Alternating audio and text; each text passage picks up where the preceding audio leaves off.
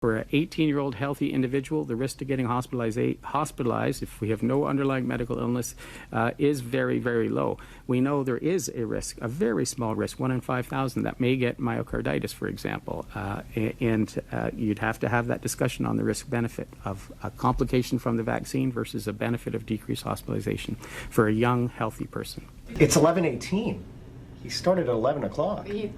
That's 18 minutes with the Chief Medical Officer of Health. This is the first news conference he's had since, what, May? Since before masking? Been about 12 minutes. Why do you let the health minister's PR person direct the news conference, Doctor? I hope we'll have a chance for rapid tests as well after this. Nothing, so why not just recommend it to everybody instead of saying it's a personal decision? Because at present we're doing a risk-based approach.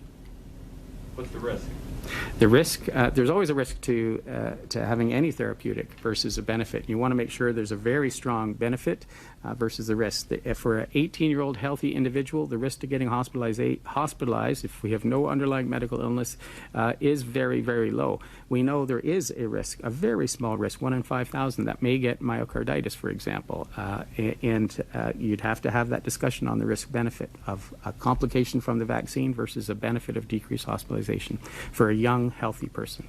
Agree with this decision then to open it up widely to all adults? Pardon me? Did you agree with this decision?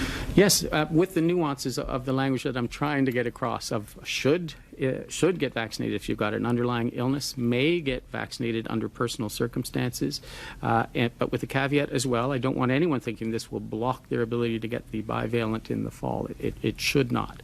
So just to clarify, the myocarditis risk, my understanding was that it fell rapidly for second and third doses. Is that something that people should still be worrying about in third and fourth doses? You're right. It can drop off, but for a young, healthy male individual, it's still a concern. It may be less than 1 in 5,000, but we'd have to still do that discussion with an individual.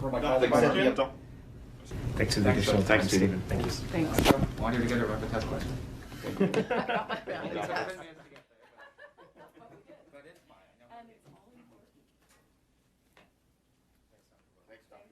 Thank you so much.